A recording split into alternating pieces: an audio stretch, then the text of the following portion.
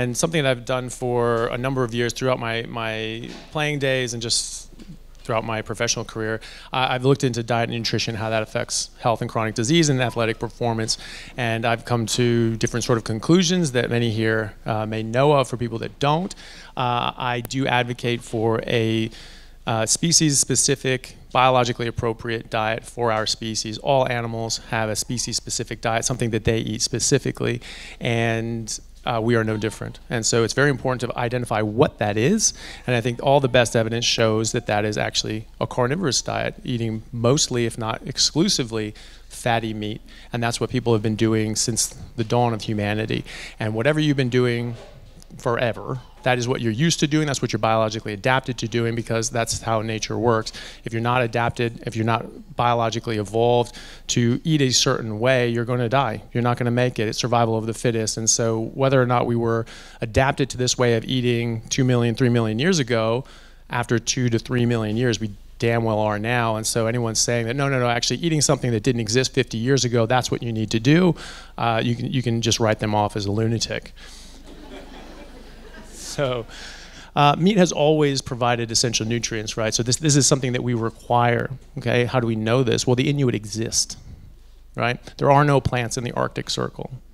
There are no plants during an ice age in an Arctic Circle.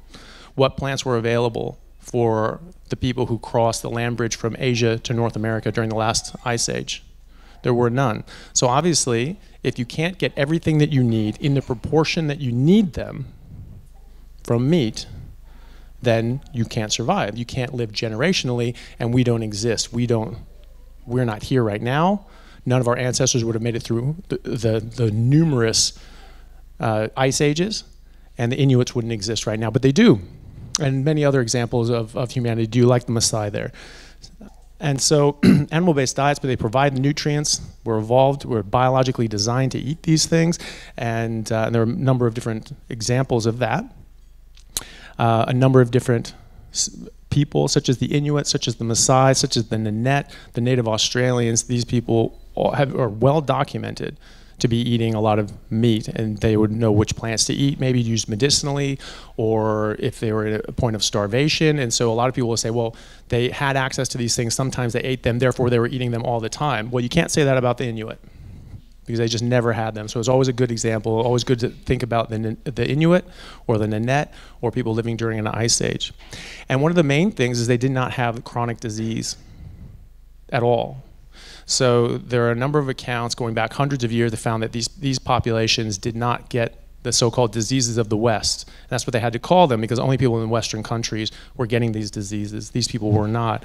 Now, since they've been incorporated into Western society, they're eating more Western food, Western alcohol, Western sugar, Western seed oils. They're getting Western diseases, right? Now we just call them getting older, right? Plant-based diets. These are sort of in vogue, hopefully not for much longer, but they are missing many essential nutrients: B12, D3, K2, retinol, which is vitamin A, DHA, EPA. We touched on those. Those are the essential omega-3s that you have to have, that you cannot get from plants. And we don't really make them well ourselves. We need them from the food that we eat. Retinol, vitamin A, people think, well, what about beta carotene? Can't you turn that into vitamin A? Yeah, but only 55% of people can. Fully 45% of human beings cannot convert beta carotene into retinol. They have to get it from meat. You can't get it from anywhere else. So what does that mean? That means we have to eat meat, right? We have to eat it to get B12 too. That doesn't exist. D3 doesn't exist. Well, vitamin K, we get that from kale, right? Vitamin kale, no.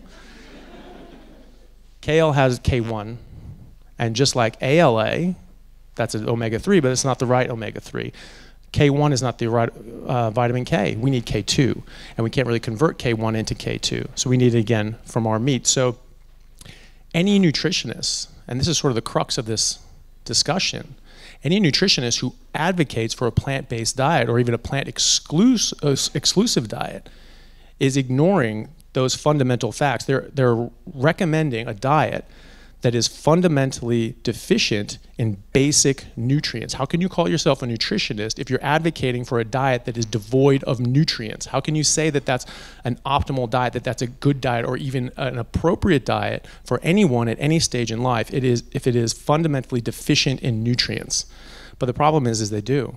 A lot of people do, and a lot of these colleges of nutritional sciences advocate for a plant-based diet. So we know it's not how we evolved, and some people would argue, some nutritionists argue, well, that's okay, because everyone died when they were 30 anyway. Now we're eating these seed oils, which are so great, they're so good for your heart, and then you can live longer. Well, that's not true. First of all, they live much longer than we did. We actually know that genetically we're supposed to live 120 years. And yet we're dying in our 60s and 70s. So anybody who, oh, my grandmother lived to 92, she ate a lot of carrots. Great. She died 30 years young, you know? And the fact of the matter is that the reason that they died on average in their 30s was because of infant mortality, right? You also can't tell the age of a pre-agriculture skeleton because they don't get arthritis. They don't get decay. They don't lose their teeth. So you're looking at this and going, wow, this is a young, healthy example. They were all like that because they weren't getting the chronic diseases that we got immediately after the agricultural revolution. You started seeing the degradation in the skeletons, arthritis, tooth decay, tooth loss, crooked teeth, small jaws, shorter stature, on average 5 inches shorter. On average, much smaller, shorter femurs, signs of infection, poor wound healing, things like that. So how did we end up with plants being in a healthy diet? Why is that? That's the main point of the talk today, okay? Well, one of the reasons we have these dietetics associations, and they argue for plant-based diets. They say that the healthy benefits of a vegetarian diet, and they even say that it was a well-designed vegan diet should be the best diet for you, and yet they recognize, well, you do have to be careful with B12, D3, K2, vitamin A, iron, and all these other sorts of things. But if you take care of those and you supplement, it should be fine, which is a bit ridiculous for a nutritionist and a nutritional body to suggest that. And they'd also say about the low carbohydrate diet, this is a fad diet, there's no scientific evidence, and yet there are thousands, literally thousands of studies in humans showing the benefits, the medical benefits of a ketogenic diet in humans. And they've actually had to change that recently because now a ketogenic diet is in the national schedule for diabetes treatment in Australia. It's part of the guidelines, right? So they had to sort of walk that back. But you see the sort of the biases, right? So the problem is that the DAA, the Dietitians Association of Australia, they are highly compromised. So they basically make they show no evidence for why a low carbohydrate diet is a fad, but then they say a vegan diet, which is nutritionally devoid, that this is a good diet for these reasons. And they listed previously, before they took this down, they listed 4 studies. Every single one of those studies was actually funded by or written by someone from Sanitarium Foods, someone from the food companies, or someone from the Seventh Day Adventist church, which we'll come to, and that's very important. A lot of these studies, majority of these studies, come from compromised sources. A lot of them will come from processed food companies that are trying to push their own agenda. Coca-Cola alone spends 11 times the amount of money on nutritional research every year than the NIH, the National Institutes of Health in America. That's just Coca-Cola. There's Nestle, there's Pepsi, there's Kellogg's, there's Sanitarium, there's all these other sorts of food companies. They're all pumping out research. They're all funding research. They're all paying universities to do research. Okay, so the majority of these research studies are biased, or at least potentially biased. And what do they look at? They say, eat more plants. They're good for you. When people eat more plants, then they're healthier. Compared to what, though? They say, well, you take away meat. But is that the only thing they took away? Because what they're really comparing it to is a processed food diet where people aren't eating fruits and vegetables. Maybe there's some meat in it, like in a bun of a hamburger or something like that, with some trans fats dipped and boiled vegetables, potatoes, and a sugary drink or artificial sweeteners, right? So meat is the smallest part of that. So you go away from that and you go to whole food plant-based diet and people improve. I don't doubt it, okay? But that's not because you got rid of meat. That's because you got rid of all the plant-based processed foods. If we go back to our friends at Maasai, they were part of the only study that I know of that actually compared what we're talking about, which is a whole food meat-based diet and a whole food plant-based diet. And that was in 1931, really haven't done anything since then. And that was published in the Journal of the American Medical Association. And there's a British study, and they looked at the Maasai, and they had a very good example there because the Maasai are largely eating meat, blood, dairy, and not much else.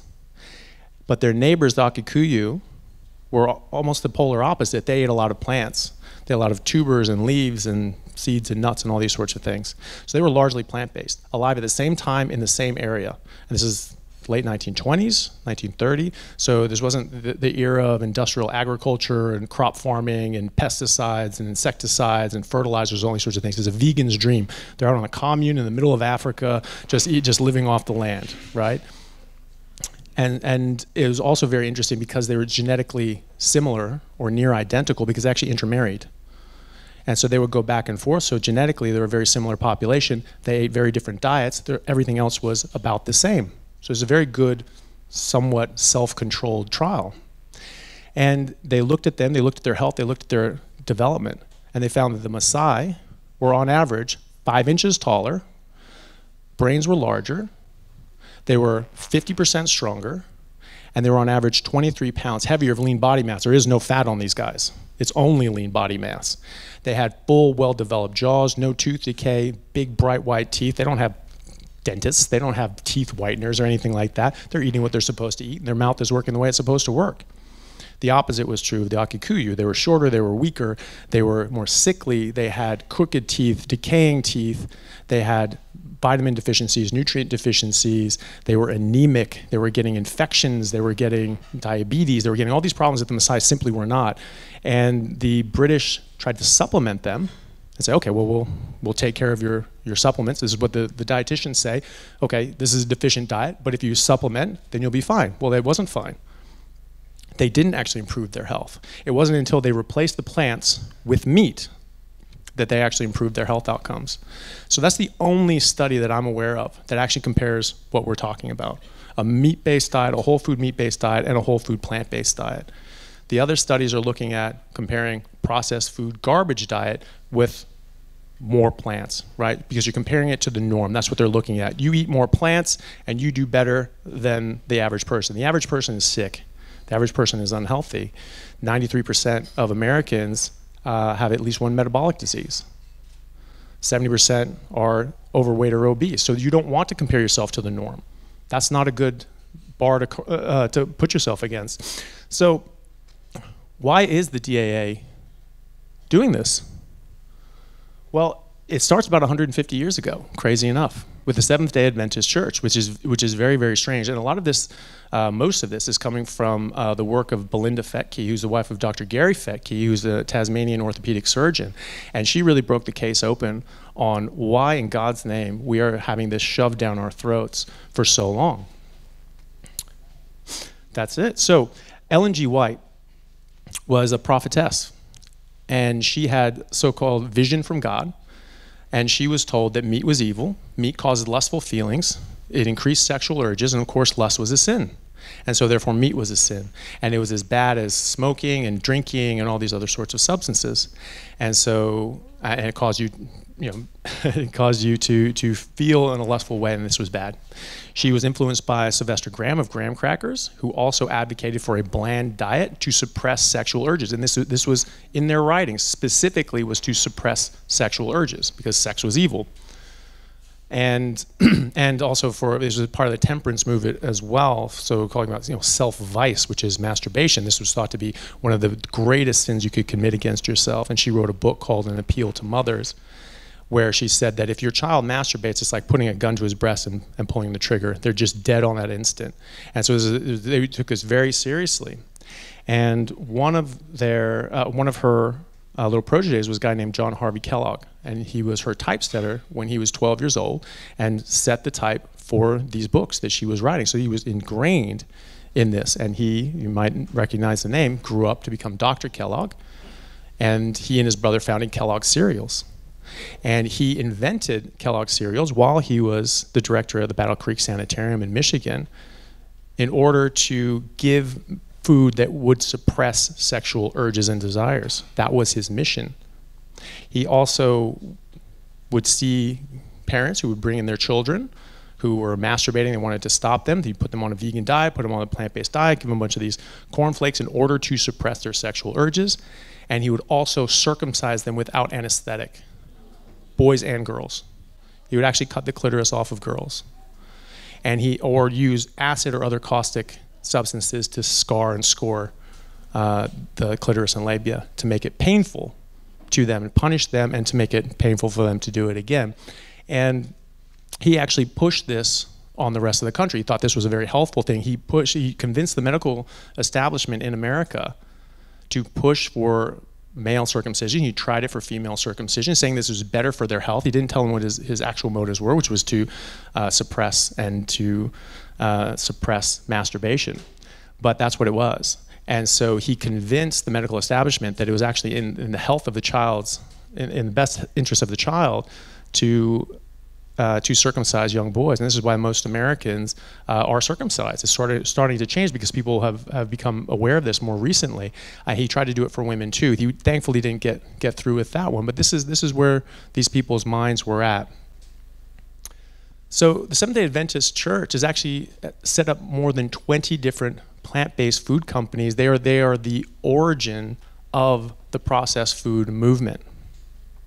So Kellogg and his brother made cornflakes and a lot of other different sorts of cereals that came along with this. There was something like 36 different cereal companies came up around Battle Creek, Michigan during this time because they were all influenced by Kellogg. Kellogg's was an extremely influential doctor and scientist in America. He was sort of a doctor to the stars. Back in the 1800s, early 1900s, presidents and movie stars and politicians would come to see him at his sanitarium in Battle Creek. And he was extremely influential. He really pushed his case very hard. He had a lot of very, very strange predilections, like enemas. He always put everyone on enemas. He gave himself 2 enemas a day. He had a high-powered machine that could pump in 60 liters of water in and out of the rectum in less than a minute. So he would do this. He thought this was part of good health, and then being on vegan. So he had very peculiar, very, very unique sort of thoughts. But he was very influential. And so a lot of other cereal companies came up as a result of this. One was Sanitarium Foods here in Australia. It's one of the larger food producers, processed food producers in Australia. They are still owned by the Seventh Day Adventist Church. They still benefit from tax exemption status because they're part of a religious organization. And their mission statement is to push a plant-based agenda for this religious ideology. They don't tell you that, but that is what it is. And they say, oh, it's for healthful, this, that, and the other, and blah, blah. No, it's not. It is to stop you from being horny, basically. So, how they influenced our diet. Okay, so that's the origin of the processed food industry. But they've had so much more influence since then. We know now that they've had undue influence on most of the major dietary guidelines and decision-making processes of the last century. And in fact, it gets worse than that because the Academy of Nutrition and Dietetics in America was actually founded by the Seventh Day Adventist Church members. So the entire field of nutritional sciences and dietetics was founded by these people who are religiously anti-meat. So it's always been about plant. This is why when I grew up next to a nutritional college, one of the top nutritional colleges in America called Bastyr, everyone coming out of there was just whole food vegan, whole food vegan, whole food vegan. And I knew that was insane because we're apex predators. Apex predators definitionally eat animals. And so I knew that was silly, but I never thought wait, why and how are PhDs in nutrition being taught that we're supposed to only eat plants when they're deficient in nutrients? And we clearly evolved on meat. Now I know why. Because they were founded by the Seventh Day Adventist Church, the Adventist Nutritional and Dietetics International Association. These are very influential around the world as well. Loma Linda Medical School and University and Medical Center was, again, a Seventh Day Adventist church. When I was applying to medical school back in 2008, I remember I was living in California at the time, and I was looking around at the different California schools, and I came across Loma Linda, and I said, okay, who are these guys? I was not even allowed to apply. It says, in order to apply, you must be a member of the Seventh Day Adventist Church. You can't even apply. You have to get a letter from your deacon in order to apply. So that's who they are.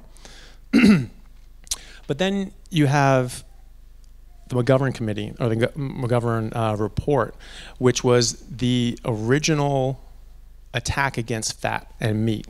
This was the first government-sanctioned advice to the public to say, hey, you need to reduce the amount of fat that you're eating. You need to get more healthy grains and vegetables and fruits and things like that.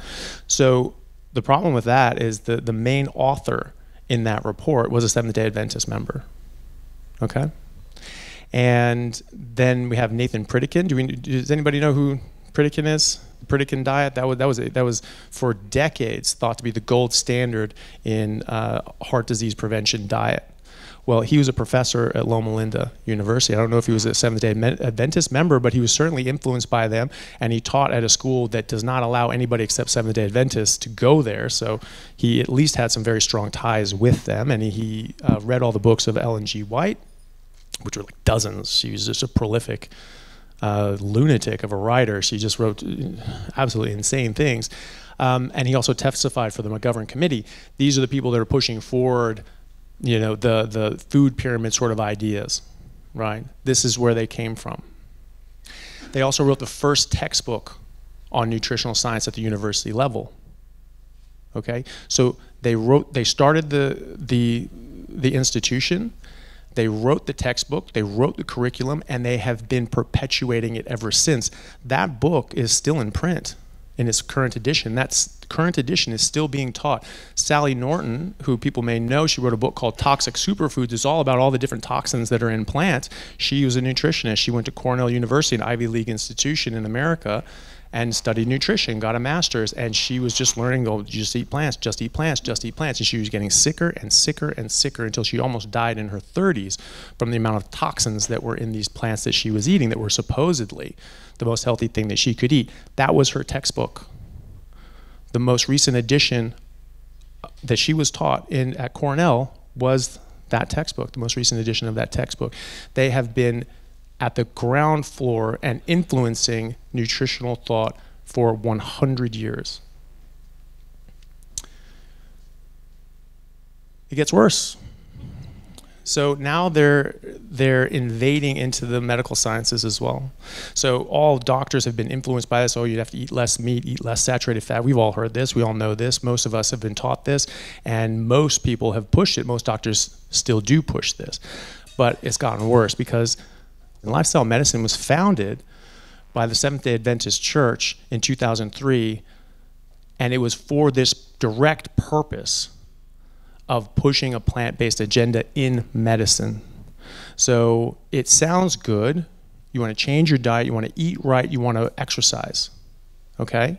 Sounds good. I advocate for the same thing. But what they're telling you to eat is more grains, more fruits, more vegetables, less meat. Go vegan, start exercising, and you'll be right, and you won't be. So this was founded by the Seventh-day Adventists. They founded the specialty. They write the exams. They write the curriculum, and they are still running the show. This is all over the world now. In basically every Western country, this is now a specialty having exams. It's lifestyle medicine's here in Australia. It's in America. It's in Europe as well. All of these processed food companies have ties to exercise as medicine. Exercise as medicine was founded by Coca-Cola.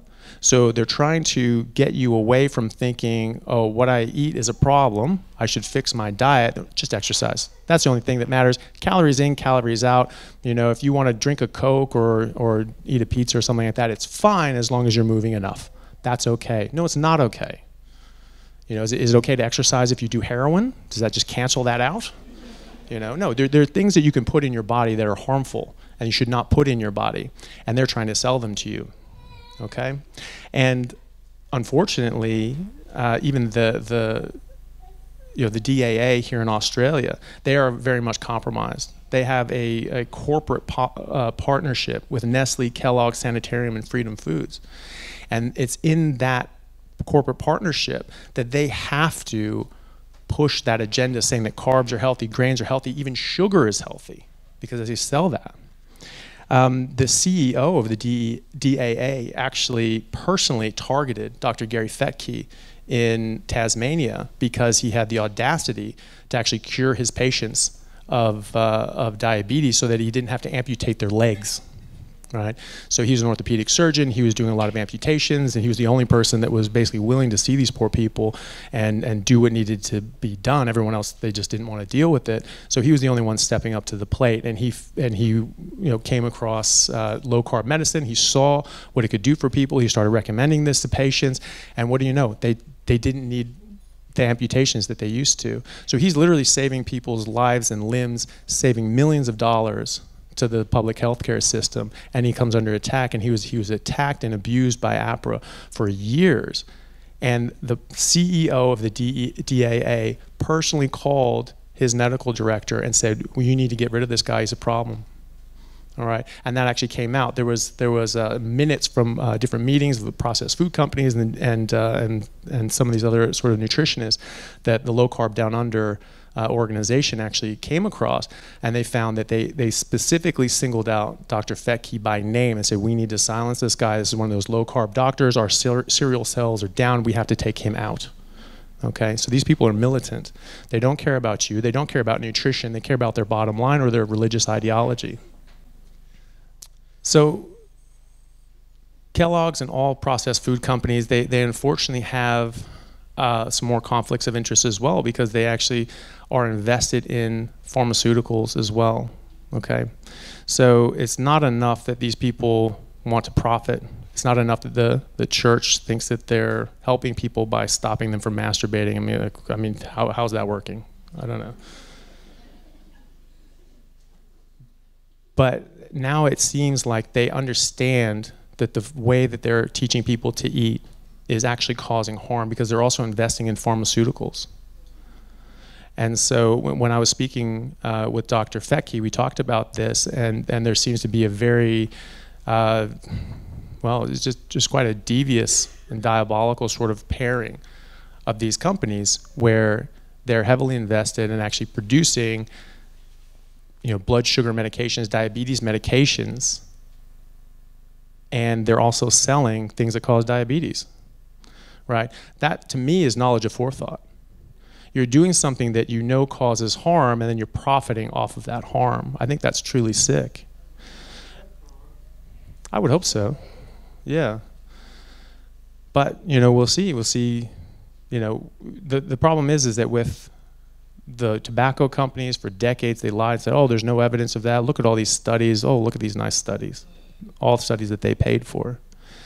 And these studies say all great things. Well, these studies say that you're full of it. Well, but we just got these studies. There's conflicting evidence. Who knows what's going on, right? And so that's the stage we're at now. But we actually do know that the food companies and the sugar companies have been involved in this sort of work, knowing that their products are harmful. The Sugar Association actually influenced the McGovern report as well, because they paid off 3 Harvard professors to falsify data and publish fraudulent studies to make it appear as if cholesterol caused heart disease when it was really sugar. And to exonerate sugar and say it was safe, say it was good, and that we should replace our fat calories with sugar calories because they're an empty calorie, they're safe. That's what they said. One of those professors was named head of the USDA, and it was he who authored and published the 1977 declaration saying that cholesterol caused heart disease when it was really sugar, okay? That was published in the Journal of the American Medical Association in 2016. That's not an opinion. That's a historical fact. It's in the peer-reviewed literature, actual internal memos from the sugar companies stating that, stating what they got paid. We know their contracts. They were paid $6,500 at the time. It's about $50,000 in today's valuation. So they got a Camry out of the deal, and they just completely screwed the health of the world. Okay? So that's how corrupt this is, and it goes back all the way. So that's just talking about Coca-Cola again. The majority of spending and funding for nutritional research is coming from the industries who benefit the most by lying to us. That's a clear conflict of interest, and that's something that we need to be aware of, that the studies that don't come from industry show stark contrast. Just like that study with the Messiah in 1931, That's the only sort of study that we need to look at. We need to look at whole food plant-based diet and a whole food meat-based diet. And then we can see what's the difference between eating plants and eating meat, or eating some plants with whole meat and mostly meat. That's the only study that matters. They don't do those studies because they know what the answer is going to be. This was fun. So people may have seen that. Goldman Sachs asked in a report, is curing patients a sustainable business model? Right? So in that report, they said, well, you know, it's great to think about this. We can take, you know, gene therapy and just cure a disease, and that's wonderful. However, you don't get return customers. So is this a good business model? Is this what we should be spending money on, actually curing things? Or should we be putting things forward to treat the symptoms perpetually, these chronic disease states, and just treat the symptoms like diabetes, like heart disease, blood pressure, statins. You know, they're trying to put everybody on statins. If a child has high LDL, they want to put them on a statin. That's actually a recommendation now. And that's because it's just like any drug dealer. You know, you hook them early and you get them for life, right? And so that's what they want. They don't want to cure disease. Right here, they just said it. They don't want to cure disease. They want to be profitable. So they're not going to help you. Doctors in general are going to try to help you, but they're being influenced by these guys, okay? They don't even realize that they're being influenced by these guys or who they're being influenced by. They don't realize they're being influenced by industry, or there's a religious agenda behind it, or that there's a financial agenda behind it. They're just, these are the drugs that we have. These are the pills that we have available, and that's great because it gives them a tool in their arsenal to go and face the world and face these sorts of diseases, not understanding that it's by design that these are never going to fix a problem. We have more medicines, more surgeries, more people working on these problems, and people are getting fatter and sicker and less healthy. And actually the average life expectancy is starting to come down, okay? So it's not working. So you need to take control of your own health. You need to understand what you're up against. You need to understand that these people are not going to do it for you. You have to do it yourself. And so, you know, what do? You listen to people like, you know, Max and everyone that's here, and understand what is it truly to be healthy, a healthy human being biologically. What are we designed to eat? That's what you should eat.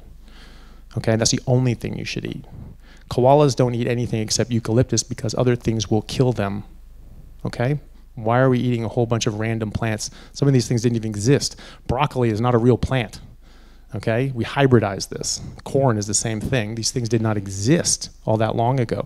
Now we have seed oils and all these processed chemical, chemical processes to make these, you know, Impossible burgers or all these other sorts of things. You look at the ingredients; these things did not exist very recently. Okay, how can something that didn't exist last year be what we're biologically designed for? Okay, we're much older than that. So we're designed to eat meat. It provides all the nutrition required and nothing harmful that we don't, and that's important because there are other things that cause harm. You want the things that are beneficial to you, and you want to exclude the things that are harmful: smoking, drinking, drugs, plants, right? Not everybody gets that. But can we eat any of these plants out there? Make a salad out of that tree? It's a plant, it's a vegetable, it's a leafy green, it's literally green leaves, right? So why can't we eat those? If you just get lost in the woods and run out of food, you just eat any random plant, make some fresh garden salads, you know, out of the bush? No, they would make you very sick, and we know this. So why don't we know this about spinach?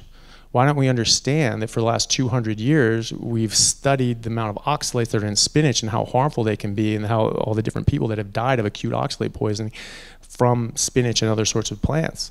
Liam Hemsworth put himself in the hospital after 3 weeks of spinach smoothies, massive kidney stones and acute oxalate poisoning.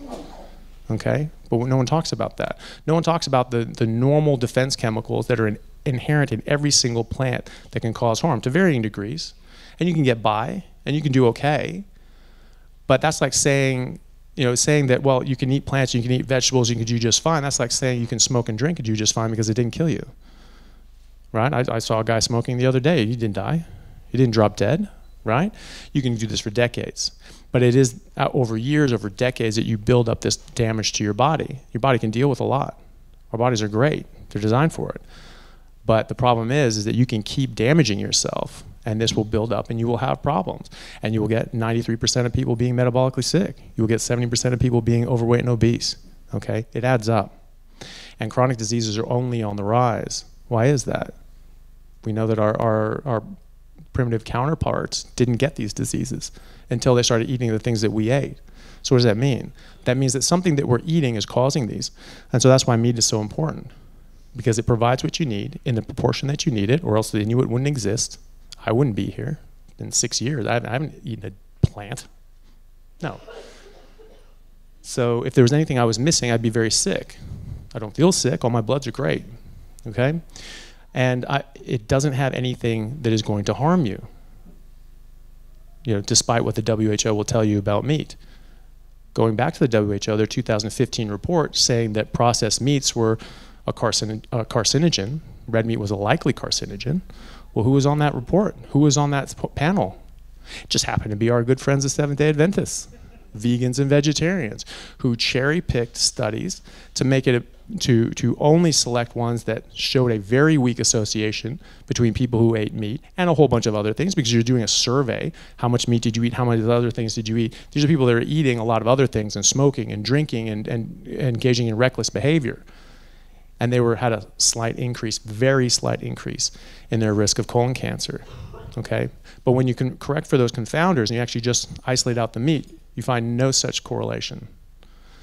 And there was a gentleman, I'm blanking on his name, but there was a gentleman who was on that panel, and he said it was one of the hardest things that he had to go through in his professional career, because he saw time after time after time, high-level, high-quality studies showing no connection between meat and cancer, and especially red meat and cancer, being thrown aside and ignored, and other less good quality evidence, like horribly put together studies being used to write their decision. And he said to them, you're all vegans and vegetarians and Seventh Day Adventists. You need to report your bias. And they refused. But that's their bias.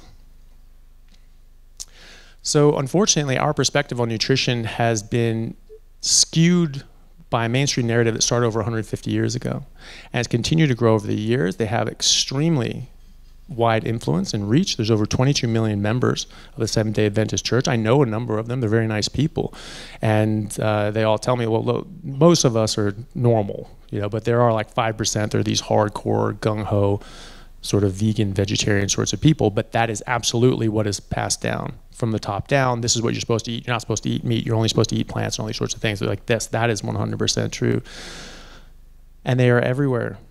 They are on these nutritional boards. They're in the WHO. They're on TikTok, right?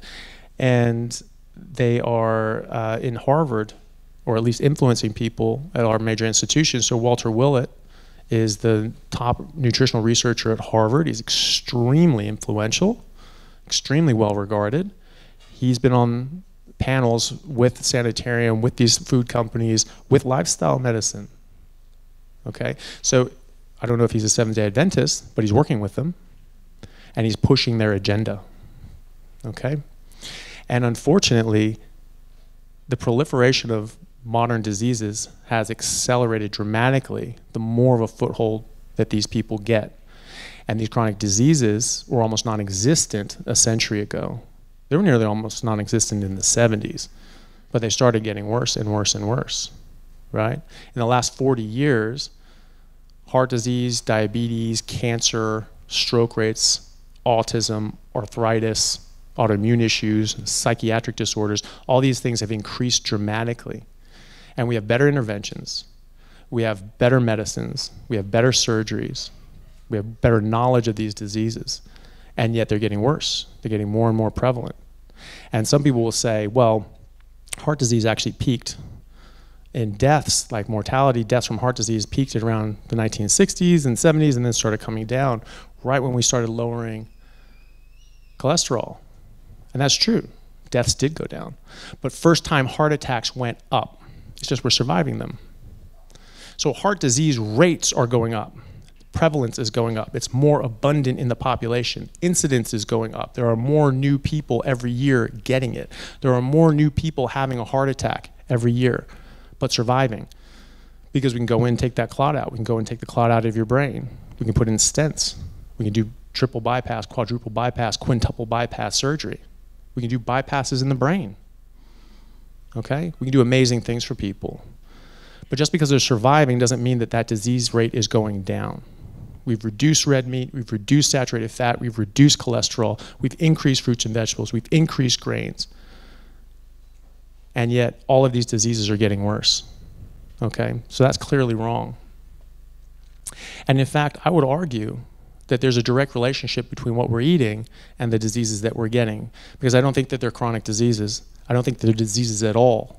I think that they're a product of malnutrition and toxicity. We're getting a toxic buildup of a species-inappropriate diet and a lack of species-specific nutrition. Namely, we're eating too many plants that we didn't evolve on, that we're not designed to eat, and we can't detoxify as safely as we would like, and we're not getting enough B12, D3, K2, proteins, fats, and all these other sorts of things that are required for our healthy existence. So this thinking originated from and is still influenced by a religious objective that I wasn't aware of until very recently, until I came across Belinda Fetke's work. And I encourage everyone here to look her up on YouTube. She goes into way more depth than I do. And this is just sort of a teaser on that. And you know, you will never look at a nutritionist the same way again. And if you're a nutritionist, you'll never look at yourself the same way again. And you'll just have to ask questions. And that's the important thing. Ask questions like, okay, you know, maybe I'll take a look at the evidence for myself and see what I think, and not just think what I'm told to think. And of course, there are financial objectives as well. And that's, I hopefully made that clear during this presentation, but the vast majority of information is being put out there by the exactly wrong people, the people that profit the most from going against our objectives. Our objectives are good health, feeding our kids, feeding our family, growing old age gracefully, having our parents not succumb to dementia and Alzheimer's and Parkinson's and die in a nursing home not knowing who they were. Okay? That's what our objectives are, at least most people. That is not their objective. They said it themselves. We're not going to try and cure diseases. We're going to try to perpetuate a disease state and then sell you the remedy. So to quote Belinda Fetke, we need a separation of church and plate, all right? To be uninhibited in our eating, our species-specific diet, eating what we're designed to eat, eating what we're supposed to eat, to give ourselves the most health, and not be influenced by other people's agendas. Now, if you want to avoid eating meat for your own reasons, be they religious, ethical, or you just think they taste nice even though they're gross, then you can. That's perfectly fine, but we should be allowed to make that decision, and we shouldn't be influenced and told that we should be eating something because it's good for us even though it's bad for us because of someone else's agenda, because they want to profit from us. They want to sell us some garbage that they just want to make money on. They want to make us sick to then sell us the medicine for it if that is their desire. Or that it's a religious agenda where they think that meat is just evil and we're not supposed to eat it and it's for our own good. Well, thank you. I can make my own decisions on that one. So thank you very much. I hope that that was interesting for people, and it sort of opened people's eyes to a new way of looking at this. Thank you very much.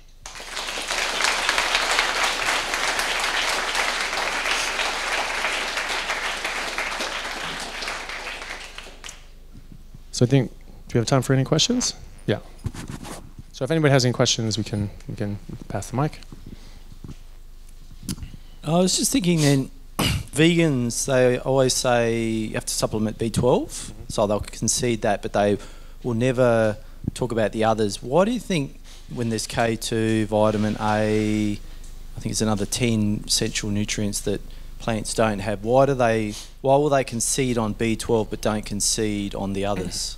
Well, the thing is that it doesn't matter how much they concede on.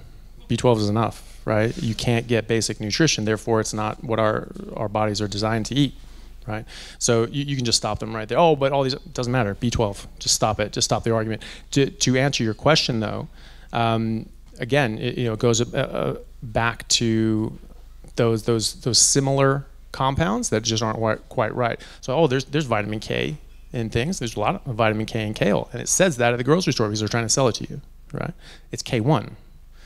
We can't use K1. We have to have K2. We can convert some of it into K2, but they don't know that. They just know vitamin K, right? But it's a very small transfer. And then same with, well, you get all the vitamin A you need from carrots. No, you'd actually have to eat 3 kilos of carrots a day to get enough beta carotene to make vitamin A, if you actually can convert it at all. And fully half of humans cannot do that. But of course they don't know that. They don't know, you know, because they're pushing an ideology, right? And they hear something good and they just try to run with it. But even you know, there's Simon Lewis, who's a nutritionist over in Sydney, and he wrote a book. There's a whole book, and he's a nutritionist, and none of it covered anything on nutrition except for like the last piece of the book. And he just went over briefly, like, oh yeah, you can sort of get what you need by eating. This is Simon Hill, not Simon Lewis. Did I say Simon Lewis? Yeah. It's you. Yeah. No, so Simon Hill.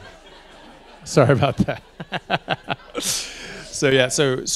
Simon Hill, wrote this book.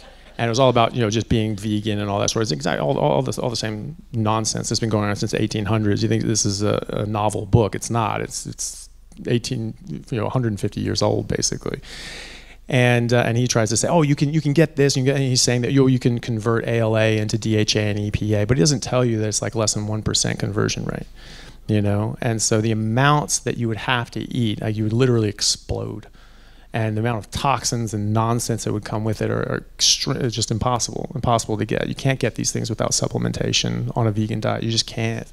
Not everything, not all the time. And so it's just impossible. But you don't even need to go that far. Like vitamin B12, can't get it. We're not meant to eat it. That's not the way. We're not supposed to eat a plant-only diet. Now, maybe you can say mix. Maybe you can say that. I would argue no. That's not our optimal diet. But you cannot say that a plant-only diet is optimal if it doesn't contain even one nutrient that we need. Even one nutrient, you know, not having enough of one nutrient is still not enough. You have to have everything, all the different sort of nutrients in the proportion that you need them. And you know, and the list goes on too. So you know, we have beta carotene and retinol, but there are essential or sometimes non-essential, but sometimes essential amino acids like carnitine. So carnitine only comes from meat. It does not come in any plants, any fungus, anything like that. It only comes in meat. But people say, well, you don't need carnitine because you make carnitine. You do better with more. We know that from many, many studies. But also only 70% of people actually make carnitine or enough carnitine. So again, it's like the retinol beta-carotene issue. 30%, fully 30% of people have to get carnitine from meat. They have to get it. And carnitine has been shown by Texas A&M to actually, deficiency in carnitine during development has been shown to cause autism. And so this is why vegans and vegetarians have much higher rates of children with autism. Because some of those kids can be deficient in their ability to make carnitine. There's a lot of carnitine in red meat. There's some in other meats and dairy. But there's a ton in red meat. What's the first thing the vegetarians do is they drop red meat, right? Because they think it's the worst. Well, it's actually the best. And then vegans, they don't have any animal products at all, so they don't get any carnitine, right? And so if their child is deficient or unable to fill that gap, then they're going to develop autism because it's required for neuronal development and for proper mitochondrial function, which we are now understanding is one of the major drivers of chronic diseases, and psychiatric disorders and diabetes and cancer is mitochondrial dysfunction. So, you know, the mom may be making enough carnitine that can get through in the breast milk, and as soon as she stops breastfeeding, goes to formula or goes to, plant nonsense, that's when they start displaying symptoms shortly after that. And you will see that that's a very common timing in the presentation of autism is in the months after weaning.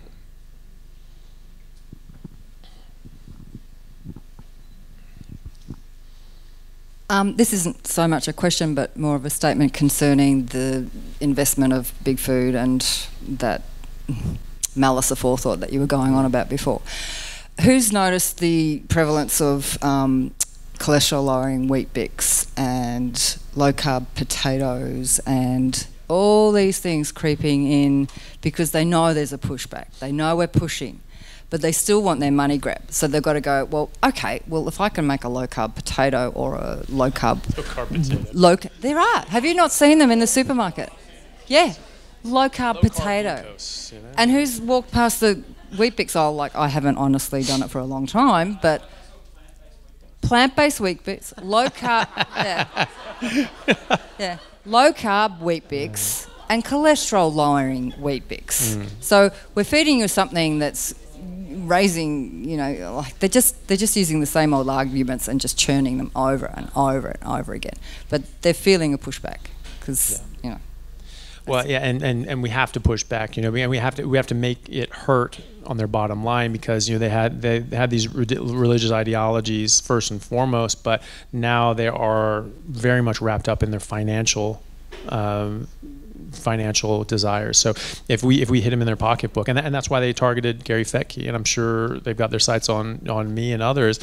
Is because Gary Fetke had 5,000 people following him on social media, and he was just basically telling his patients he was making that this was a beneficial way of eating, and giving talks on things like low carb down under and different conferences.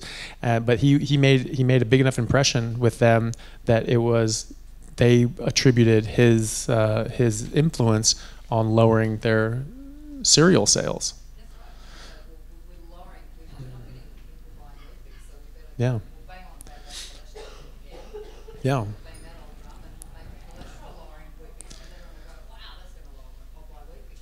Yeah. So that's the thing. So they're losing money, and now they're gonna attack. And now keto is being more and more accepted mainstream. So that's why you see so many of these keto this and keto that and low carb wheat.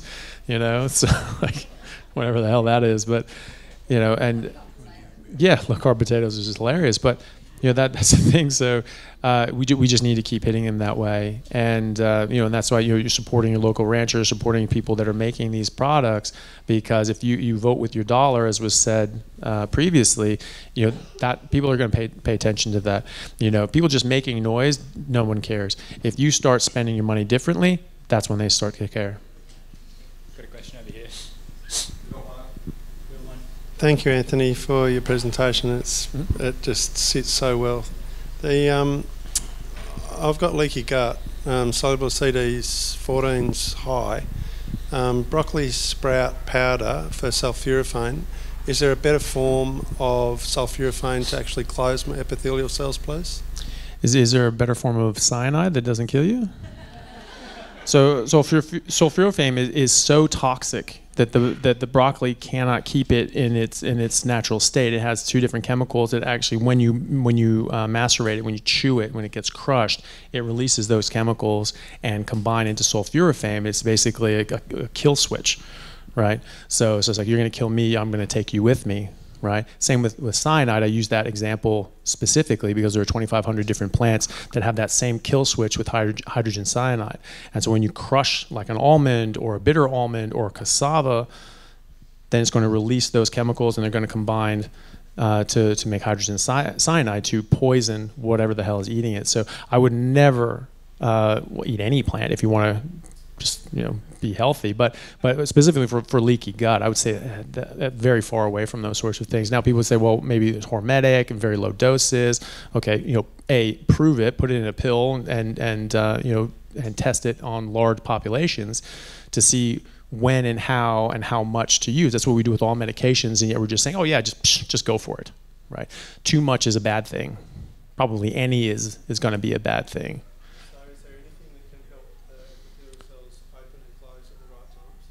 Time.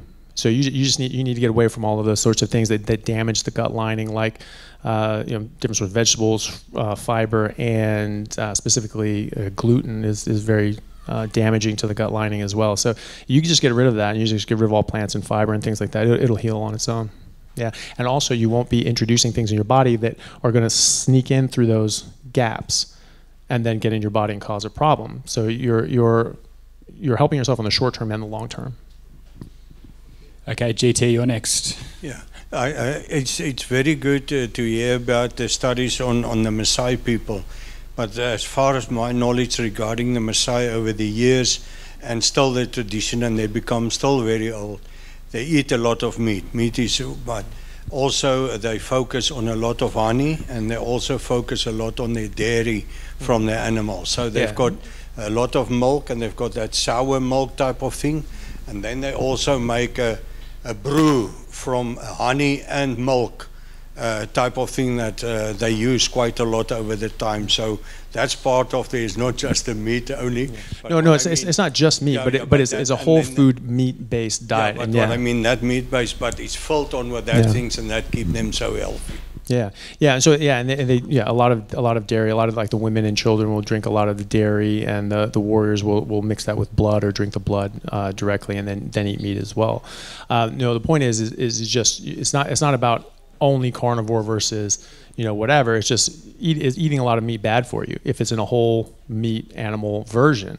And the Messiah are a good example of that. They're eating a whole food meat-based diet. Maybe they're eating some other things, but they're eating a lot of meat. And you're comparing that to a whole food plant-based diet that is not eating a lot of meat, and what are the differences? And there's stark differences. And so that's the thing. What all of these other nutritional studies are trying to show is that meat is bad. You shouldn't eat meat. You should eat fruits and vegetables. When you eat more fruits and vegetables, people automatically think you're eating that instead of meat, right? That's not the case. You're eating it instead of processed garbage. And if you're eating it instead of meat, you will have poor health outcomes, just like the Akikuyu. Cindy.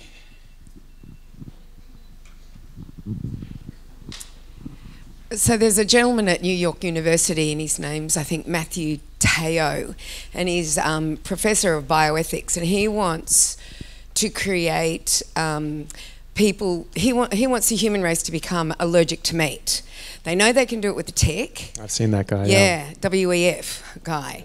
So that's kind of scary. When this agenda has been happening to this point, what happens then?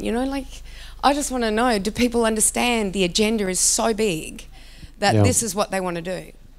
Yeah, I mean, it's all wrapped up in weird political sort of things. I mean, this is why you're saying that cows are horrible. There was a video that just went out that went sort of viral with an aerial footage of Kuwait where they're burning 7 million tires every year. It's just these big black clouds, and it's just like we're doing that and we're blaming cows. People went on the farm tour. I mean, did that look like just a polluted mess and hellhole cesspit? No, it was just a very, very healthy, wonderful, glade. It was exactly what it was supposed to be, and so people need a bit more common sense. But unfortunately, they're being inundated with this sort of thing, and you get those people. I mean, he could be very well-meaning. Oh my God, this is so important. We got to get rid of this. Or he could be absolutely wrapped up in these sorts of agendas and being paid to say these things, or involved in the Seventh Day Adventist Church, or at least influenced by them indirectly. It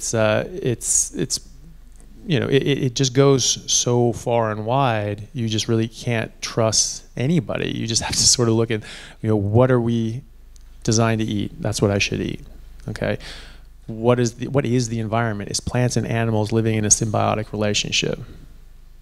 Right? How does that work? So, you take that out and you just go to crop farming, crop agriculture, industrial processes. Those things are devoid of nature.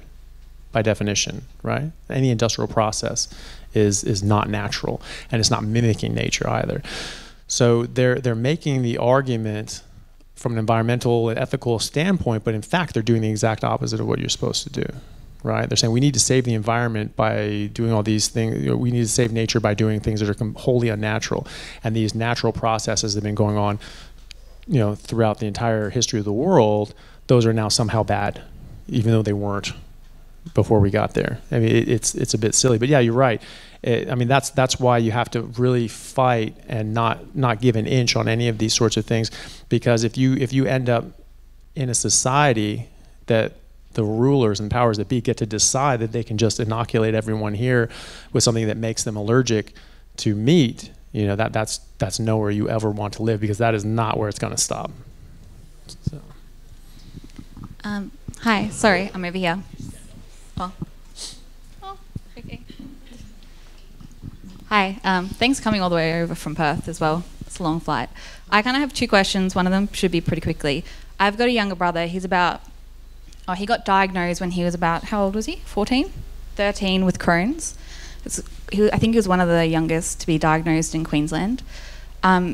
He gets really bad episodes of it. I saw on your Instagram you posted someone who was able to, was it in remission, just going purely carnivore. I guess it kind of goes off is it just time that gets there, or is there anything that he can, I guess, like speed up the recovery of, like, if he was to go full carnivore? Because every doctor he goes to is high fiber, very low meat. And like, and that's against the literature as well. That has nothing to do with carnivore. That's just flat out against the literature. So the quickest thing, and this is clinically proven, the quickest way he can resolve his Crohn's is by stopping to eat all those nonsensical things. So there's a study in Crohn's looking at an elemental diet, which is highly processed. It's just it's this tub of protein powder basically, but it has all the sort of macro and micronutrients that you need. It doesn't have anything else. Okay, putting people on that and just avoiding eating all those other things was a better treatment and intervention for an acute flare-up of Crohn's than prednisolone. Are you talking about those poppers? No, an elemental diet is basically just your nutrients, just getting the nutrients that you need. And you can get this in sort of shake form, and so it's just you just sort of pour out this powder and put it into shake. But it's like you wouldn't just get it at the store, and most people don't even know that this stuff exists. But what is an essential diet? What is that extreme elimination diet where you're only getting nutrients? It's this steak, right? So you're just getting the nutrients that you need in the proportion that you need them. You're not getting anything else. And so it's the elimination of all those other things that is causing the Crohn's. And so it's a better treatment for Crohn's, clinically proven in humans, to just stop eating all that garbage than prednisolone, which is the gold standard on any of these sorts of flare-ups, which obviously has huge ramifications and side effects, as Jacob was talking about. He wanted a steroid shot. So that's what prednisolone is. It's a dose of steroids to just calm down, just basically suppress your immune system and stop this from happening. Just stopping eating that garbage works better than steroids. So there really is nothing quicker than that. You stop introducing the thing that is perpetuating the problem, and the body heals. And the body will heal. I generally see people, if they go pure red meat and water, and it's very important because, as common theme here, it matters what you eat, even with meat. And so people that are eating chicken and pork and farmed fish that are fed the wrong things, some of those things get into the meat and it gets into them. And so some people actually respond very poor. They will respond worse to plants, but even like pork and chicken and fish that are factory farmed, they can cause reactions as well. So most people with autoimmune issues do the best on red meat and water, grass-fed and finished, but even just grain-finished is fine if it's red meat for most people, most autoimmune sufferers. There was another study in the literature looking at just eliminating out fiber and carbs from the diet for people with Crohn's, and see how long they could stay in remission without medication. It was up to 51 months, which is over 4 years without medications, just eliminating carbs and fiber. So there's something in the carbs and the fiber, or something that come along with the carbs and fiber, that is causing the Crohn's, right? Contrast that with a control group that didn't remove carbs and fiber. They stayed in remission on average 0 months without medications. Not a lot of months, right? So that's clinically proven. Now you can sort of translate that over to a carnivore diet, because a carnivore diet is an elemental diet. It's only giving you the elemental things that you need and nothing else, right? And you're removing carbs and you're removing fiber. So his doctor saying you need to eat more fiber is strictly going against the literature for Crohn's disease specifically. And I have never seen someone with Crohn's, ulcerative colitis, or really any other autoimmune issue that did not resolve or at least significantly improve when on a strict red meat and water diet. So if he goes on that, on a strict red meat and water diet and nothing else, then he will significantly improve in the coming weeks. Probably in about 3 weeks to a month, he'll probably have no symptoms. In 3 months, I would bet you that he would have no sign on biopsy.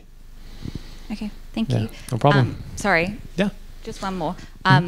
This is actually my partner's question, but I'll answer it. I'll ask it. He loves playing sport, being an athlete.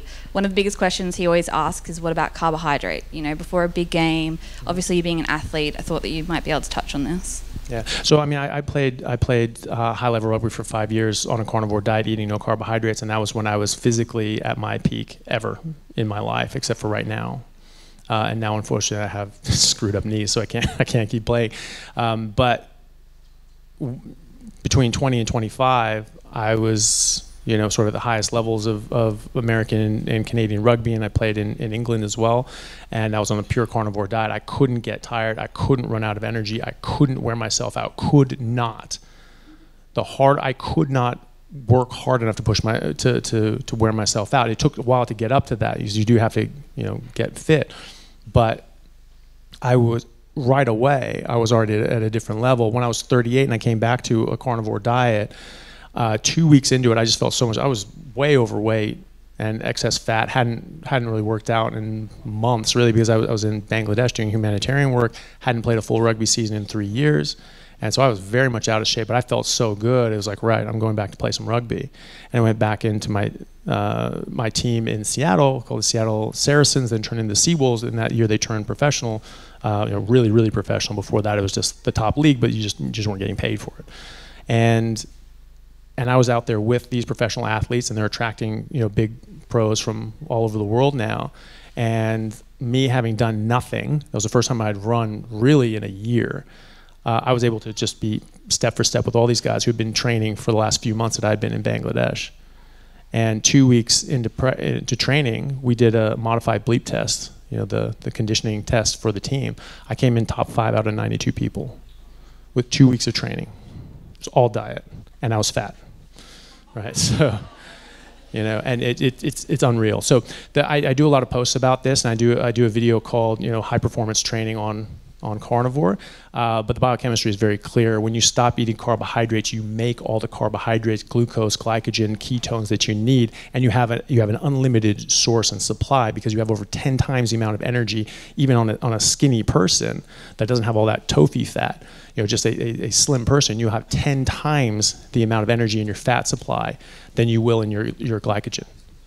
And when your insulin is up and you're eating carbohydrates, your glycogen cuts off, and you cannot replenish it. You have to eat more sugar. You have to take those, Slurpee sticks of sugar and things like that. You can't do anything else, right? So, but when you're on a carnivore diet and you're fat adapted, keto adapted, then you will just constantly replenish your glycogen and your ketones from your fat stores. We know this from studies in wolves in 1981. They said you need carbs to burn carbs, but wolves don't carbo load before they chase caribou for 10 hours. So what the hell do they do? Do they have glycogen? Do they have blood sugar? And they found out, yes, they do. And it's rock solid. It doesn't move, because the second they use it, they replenish it, right? And we actually know this in athletes from the work of Professor Tim Noakes in South Africa. He's one of the best top nutritional scientists and doctors and sports medicine doctors in the world. For decades, he was pushing carbohydrates.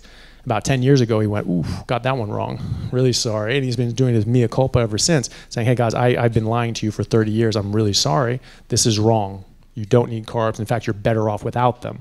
And he's been showing in randomized clinical trials in humans that you get the exact same output with or without carbohydrates, but the difference being is that you can keep going without the carbohydrates, because you can keep tapping into your fat stores.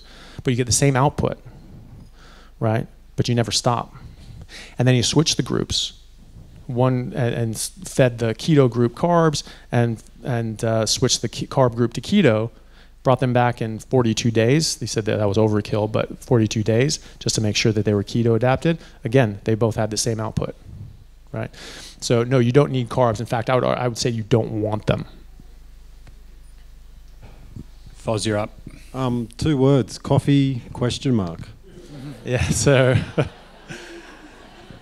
so for me, I sort of go by the principle of, all plants have some sort of defense chemical. That's their nature. All living things have a defense, right? It's kill or be killed for plants as well as animals. These trees are out there. They exist. Why is that? There are bugs, there are insects, there are birds, there are animals.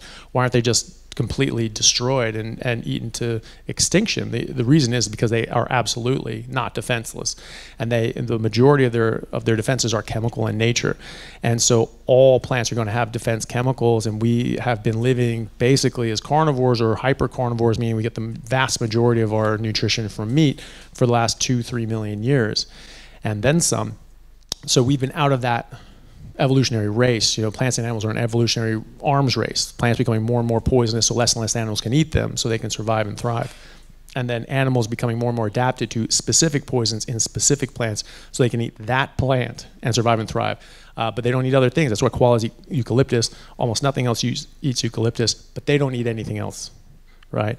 And this is why 70% of animals are carnivores. They eat other animals, because it's really difficult to contend with those toxins and actually turn plant tissue into animal tissue. So based on those principles, I don't eat, I have 3 hard rules for myself, which is no plants or fungus, no sugar or any sweeteners, nothing artificial, and that goes for sauces, seasonings, and drinks as well. So my, paradigm is such that, if you say, okay, well, what about tea or coffee? It's a plant, so I don't touch it. Well, what about honey? That comes from an animal. Okay, well, it's sugar, first of all, and second of all, it's not of an animal. It's just from an animal. It's really bee vomit, right? So I'm sorry if this hurts your business on the honey farm, but I think of it sort of as cud, right? That's partially digested, and it's very nutritious and broken down for a cow, and it would be better, sort of like kimchi or some sort of fermented sort of plants or something like that would be better for us, but it's still not food for us. It's food for a bee. It has some things that are good for you, but it also has a bunch of sugar and other sorts of things. So that's how I think about those sorts of things. But I think the main thing is just eating a lot more meat, not being afraid of meat, not thinking this is a bad thing for us, because we know that was bullshit, right? So meat's not bad for you. Animal fat's not bad for you. It's actually essential. It's essential that we eat meat and eat fat, okay? So I think just eat more fatty meat and try to avoid certainly processed foods, sugars, processed carbs, any carbs really, and alcohol and all these sorts of things. That's the main thing. And the more meat you eat, that's going to replace out all these other things. So the more meat you eat and the less other things, plants and things like that, you will be healthier. Some people really need to be bare bones, just meat and water, and they can't even do coffee. I spoke to a gentleman. First of all, caffeine is a neurotoxin. It was developed by plants as a neurotoxin insecticide to fry the brains of insects when they try to eat it, right? And a coffee bean is a bean. That's a seed. That's a plant's baby. And plants protect their babies more than anything. And the seeds and beans and nuts and legumes, that's generally where you'll find the highest concentration of poisons. And it goes for coffee as well. So you have to roast them. That's try to denature some of these toxins. But caffeine itself is a toxin. But it also has 150,000 other chemicals in it as well. So you'll find that if you just take a caffeine pill, you'll feel better than if you drank a cup of coffee, because it's very pro-inflammatory. It has oxalates, phytic acid, tannins, and all these other sorts of things that are going to sort of mess with your system. There are a lot of people that they still drink coffee and they do very, very well, but a lot more people, when they ditch coffee, they feel better. And it's been in the clinical literature for 100 years that putting people on a ketogenic diet is a very good treatment modality for epilepsy. And I had a gentleman who I spoke to who went keto, and it helped reduce the amount of seizures, but it didn't get rid of them. He went carnivore, that completely eliminated them. And then he had coffee and he had a seizure. So he's just like, this is a neurotoxin, I'm not going to touch this stuff. But most people do fine with it. And I think if you like it and you enjoy it, that's fine. But I would encourage people just to try without for a month. Just try meat and water for a month. See how you feel. You add coffee back in and it doesn't damage you, doesn't bother you. Go for it. For me, it did. Like when I don't get sore anymore. It doesn't matter how hard I work out. It doesn't matter the gap in between workouts. I do not get sore, and that's because it's really those inflammatory factors in plants that are causing that pain, stiffness, and swelling. And and that's the plant's way of telling you to go away. Don't eat me. I'm going to make you sick. I'm going to make you hurt, right? And so I had 1 cup of coffee, and all of a sudden I was sore for 2 days. I'm like, nope, not doing that again. So for me, I don't want to do it. But a lot of people do. But as long as you're eating a lot more meat, not being afraid of the fat, and being cognizant of what plants can entail for you. I do a whole presentation and lecture, if people haven't seen it, on at a medical seminar called "Plants Are Trying to Kill You."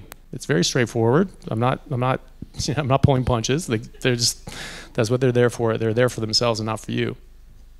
Doctor, now that you've destroyed my honey, chicken, and pork enterprises, I want to claw back a little bit of ground if I can. No, but the thing is that your meat production is exactly what people should be eating. You know what I mean? It's the factory farm sort of stuff that people seem to have a problem with. But like the actual, like, sort of, range pasture fed animals don't have nearly the problem. People don't nearly have the problems with those. My question's actually about marbling in beef and red meat, but before we get to that, I haven't heard you talk about eggs. Pro eggs? Yeah, eggs are great. Eggs, great, thank you. I'd sell eggs too. We're up. Now, so I get asked about, when I do my tours, and I've caused a little bit of trouble on Instagram with Dr. Pran Yoga Nathan dumping on the Wagyu crew, and I get asked about it all the time. So I'd love to hear your opinion. Intramuscular fat in red meat, marbling. It's been a big marketing push. Fat is flavour. Red meat people know that. But you look at the footage here of the MRIs in humans, and you're like, marbling is a sick human. It's a human with disease, and the way you get marbling in animals in ruminants is a few different ways. One, you can genetically select for that predisposition and exacerbate it. The second way is you finish them with grain, and the third way that I've realised is the older animals have more marbling, maybe as muscles deteriorating as they age or something. So I'd love to know your opinion about higher marbled red meat. Yeah, well, certainly the ones that are marbled in such a way that you're causing them to be metabolically sick, I don't think is a great idea. Now, if we're talking about the difference between having a Wagyu steak or a marbled steak and a carrot, like I would say go for the Wagyu steak. It's going to have a lot of the nutrients that you need. People do very well on them, but it's not nearly as good as like grass-fed, grass-finished, especially like the regeneratively raised sorts of things. I mean, I'm not doing this as a commercial plug. It's just a fact. When you regeneratively raise animals, you don't just stick them out there to their own devices. When you move them around, the soil becomes more healthy, the grass becomes more nutrient dense, and then the animals are eating more nutrient dense food, and so they're more nutrient dense as well. And so you'll have a massive increase. And I've spoken to a couple regenerative farmers in America. They said that the micronutrients are 4 to 5 times higher in their beef than standard beef. And so it makes an objective difference. So another objective difference is that when you grain finish a cow and get that marbling, that you lose out on some of the omega-3s. And so there was a study that suggested that after about 3 months in a feedlot, beef lost all of its omega-3s, and it was only omega-6s after that. So you need DHA and EPA. You need specific omega-3s. ALA doesn't cut it. And so you do need to get this from your meat. So if you're only eating grain finished beef, then you probably need an omega-3 source on top of that. Some people have problems with folate. Most people don't, but some people have like MTHFR gene, and they don't process folate properly. So you need a bit more. So adding in a bit of liver or something like that is important for those people. Most people don't need it, but yeah, there's definitely a difference when you're marbling these things, because you're making them metabolically sick. This is a sick cow. Dr. Sean O'Mara, who Dr. Culhane mentioned, he won't eat that. He won't eat grain finished meat. He's like, that's meat from a sick cow. I'm not going to eat it. But I think of it sort of as like the Olympics, So silver medalists being the grain finished, lost to the gold medalists, right? And so that sucks. However, they also beat everybody else on earth. So if you don't have access, if you don't live near Jacob, or you don't have access, or you don't have the means to afford that sort of meat, because it can be more expensive, it's still better than anything else. And so I would aim to get the gold standard, the gold medal, but if you can't for whatever reason, it's still very good for you. I've question that leads on from that over here. You want to look at me?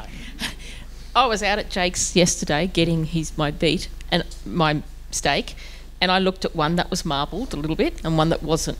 So I want you to tell me which was so this is all things equal from Jake Walke's farm, and one was marbled more than the other. And I sat there thinking, yes, no, I want more fat. I actually chose the marbled one. I'm just wondering, if all things were equal, it's in Jake's butchery, which is the most healthiest? If it's in Jake's butchery, and that's presumably going to be like an older cow, or one that's just genetically designed to have that, because it's not going to have that marbling exacerbated by a feedlot, because he doesn't use feedlots, right? Should be fine, yeah.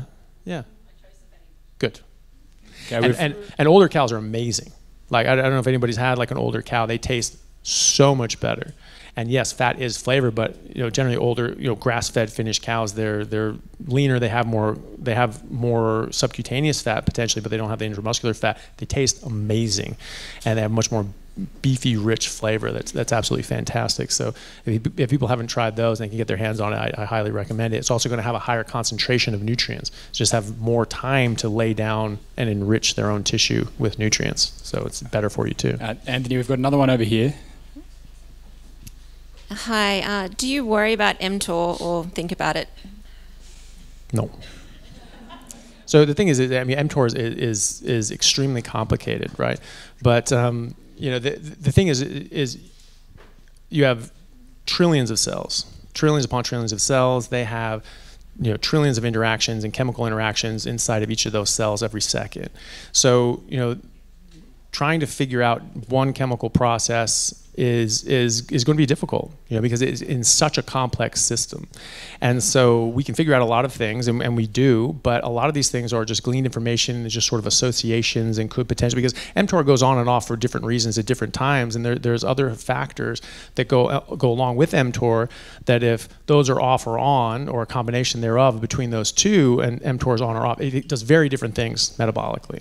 So there are a lot of combinations of things that can happen in your body. And so mTOR being on or off isn't necessarily a good or a bad thing unless you look at it in the context of those other biochemical processes that are going on. So it's very hard to do that. It's very hard to know what to do. But the one thing you can do is, what are we biologically designed to do, right? So if you live that way, the idea of a paleo diet is, what is Paleolithic man eating? What were people eating 100,000 years ago? And what are they designed to eat? That's what we should be eating. What that really is a carnivore diet. That's what people were eating. And so Native Americans in the 1800s, I was speaking about this earlier, they were shown to be in a study the tallest human beings alive on Earth. The average height of a population denotes the average health of a population. So, they only lived 30 years. That's not true. By their own records, they were living well over 100 years, 115, 120, 130 years. The longest self-reported Native American was 137 years, Chief White Wolf. Yeah, Chief John Smith White Wolf. And people said, he was just lying. Maybe. But he described fighting in the War of 1812, and he died in the 1920s. It's a long time, And he descriptively described it. And his family all said, no, he was 137. And we know genetically we're supposed to live 120 years based on our telomere length. That's how long we're supposed to live on average. So if you just do what you're biologically designed to do and just stay out of your own way and just let your body get on with it, you should live 120 years without doing anything special, without worrying about mTOR, without taking any supplements or, doing any sort of, taking any special drugs from, David Sinclair or anybody else. You should make it to 120 just on your own. And so I don't worry too much about mTOR, because I don't think whatever mTOR is doing in my body, it's not supposed to be doing. I'm giving my body the inputs that it needs, and so it's going to respond accordingly. I'm very convinced of that. And when you look at the longevity of these native populations, you have to trust their records and their them saying it, which you may not want to do. I'm happy to, because it happens again and again and again and again and again all over the world for thousands of years, and it's always around that 120 mark. And we know as geneticists we're supposed to live to 120, right? If you die before 120, something killed you, okay? That's what that means. And so everyone that that did not make it to 120, something killed them prematurely, okay? And that's everyone, right? So, mTOR is very important. It's absolutely important, but it's a very complex system, and the best that we can say is if you give your body the biological inputs that it requires for its design, then mTOR is going to work exactly the way it's supposed to. Excellent. Hope that helps. Anyway. All right. We'll have one more, and then I'm conscious that Dr. Chaffee has to jump on a plane back to Perth. Ben, do you want to ask a quick question? Yes, it is a quick one. I've been carnivore for 6 years, and just on the coffee topic, the first 4 years of that, I was drinking coffee every morning. And when I was in Prague 2 years ago, I realized the insanity of what I was actually doing. I was a slave to this bean, and everywhere I went in the world, I was trying to look for the bean, but not only any bean, but the organic bean and the less toxic bean and the non-sprayed bean. And all the bean was really doing was making me want more bean, but also making me anxious, not sleeping properly, giving me headaches. And when I quit it, I just found my sleep was amazing and no stress. You don't feel anxious all day and like on edge. Well, the decaf still had the same effects. I don't know why, but I still didn't feel quite right. Because all that does is remove the caffeine, and you still got a lot of toxins in there. But my question is, because it's a plant food and Nescafe is one of the biggest distributors of coffee, which is one of those big food companies, do you think they're also trying to push coffee because it's the world's most popular drink? How did it get to that point? Do you know any sort of background there? Or no, I don't know the background on coffee, except it's a drug. It's addictive, and food companies love drugs, and that's why there's sugar in everything, right? So this is like the opium trade. Historically, people made fortunes and empires based on opium, and now they're doing it on sugar and tobacco and alcohol and coffee and things like that. So people like drugs. That's why people like to sell them drugs, because they have steady customers. So I don't know if that wraps up. I mean, Nestle is they do pretty nasty things, as a rule in their business model, but. I think that's, from what I understand, that's more to do with profit motives, because the Seventh Day Adventist Church is actually against things like coffee and caffeine and cigarettes. So they I don't disagree with everything they say. It was just the meat one they got wrong, right? So it was like no coffee, caffeine, alcohol, cigarettes, all these sorts of things, and meat. They lumped meat in with all of that, right? So I think that was just the fundamental flaw. Everything else I think is pretty good as far as their ideas: living a clean life, family oriented, not doing drugs, alcohol, not the idea of not putting bad things into your body. But they got one massive mistake there, which is, meat is the only thing that's healthy for us to eat, and all these other things that they've replaced that with are actually quite harmful. So they got that one fundamentally wrong, and of course their tactics are just completely out of bounds. I mean, it's just criminal sort of things, pushing your agenda on people like that without their knowledge. Like they just messed up and got it wrong. Well, I think Ellen G. White's a liar. Yeah, I don't think she had a vision from God. No, she was a plagiarist. Yeah, she like hundreds of her visions and things like that were actually just directly taken from other, like prophets and religious holy people and popes and things like that. It's just people didn't know. So she's reading all these things. Oh, I had a vision from God. It told me what, Pope Benedict II in 1640 said, but you don't know that. So I'm just going to look how cool I am. No, she was a plagiarist. I fully believe that she was just a fraud and just a huckster. And she just, made her name by this. There were other sorts of accounts of different Seventh-day Adventists. They basically said that a vegan diet was a way to sort of make their presence as their own religion known, that this was their own unique thing, and that I forget exactly who said it, but they basically said that this diet could be also thought of as a religious identity, and help forge the image of the Seventh Day Adventist Church more than anything. So I think that was largely to do with what it was. Now, she could have believed that this helped suppress your hormones. I mean, it does. It suppresses your hormones. It makes you unhealthy, and so you're not going to have the same sexual urges if you're unhealthy. Because your body's telling you, look, you can't procreate. You're not going to be able to support kids.